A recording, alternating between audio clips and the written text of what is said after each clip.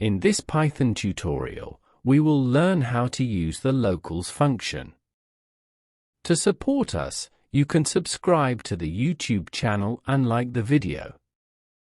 Let's make a simple example to learn how to use the locals function. I am creating a function. I will add 3 variables to the function. Afterwards, I will print these variables to the console with print.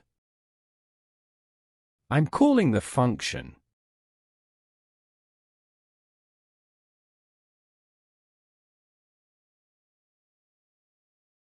Inputs are shown on the screen.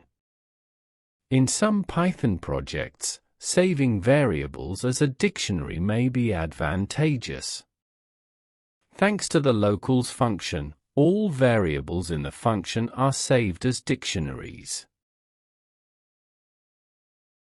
A dictionary was created based on the values I entered. I can also access specific data in the dictionary object. For example, let's try to reach the EMP no value. Now let's access the name value. In short, thanks to the locals function, I can save variables to a dictionary object. In this Python tutorial, we learned how to use the locals function.